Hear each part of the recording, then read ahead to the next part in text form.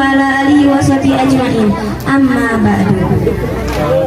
Puji dan syukur marilah kita panjatkan kehadirat Allah Subhanahu wa taala yang mana telah memberikan nikmat sehat walafiat sehingga kita bisa berkumpul di tempat yang mulia ini.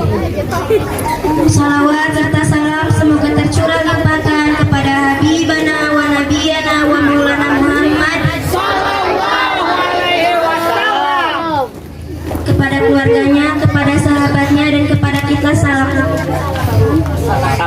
umatnya yang mudah-mudahan mendapat syafaatnya di yaumil akhir. Amin.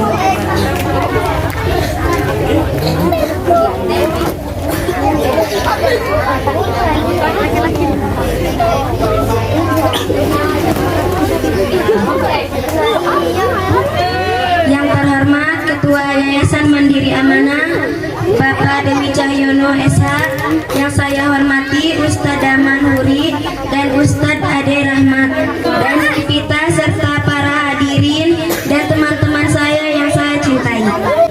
Hadirin sekalian yang dirahmati Allah, sebagaimana kita tahu bahwa Nabi Muhammad SAW dilahirkan di kota Mekah pada tanggal 12 Rabiul Awal 571 Masehi pada tahun Fil. Kenapa disebut tahun Fil? Ada yang tahu?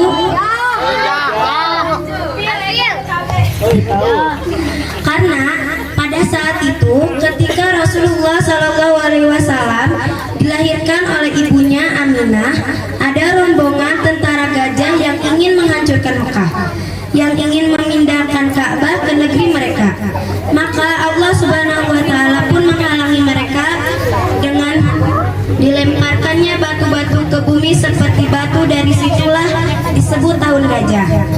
Nabi Muhammad SAW dilahirkan ke bumi tidak hanya ingin menikmati hidup di dunia saja. Rasulullah SAW berbicara kepada istrinya, "Wahai Khadijah istriku, saya di dunia cuma pengen jalan-jalan aja, mengelilingi Mekah sampai ke Madinah pakai onta. Jangan lupa perbekalan buat makan siang nanti. Nasi goreng, kurma, plus jus jam-jam saus kacang." Bukan seperti itu keinginan beliau ke bumi ini,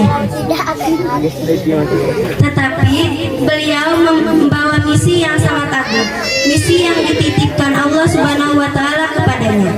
Beliau dilahirkan atas rencana Allah Subhanahu wa taala untuk berdakwah kepada umatnya yang pada waktu itu masih di area kejahilian. Beliau berkorban lahir dan batin tanpa mengharap imbalan.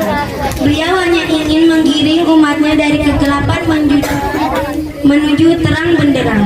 Pernahkah kita memikirkan jika dulu Rasulullah SAW tidak berdakwah,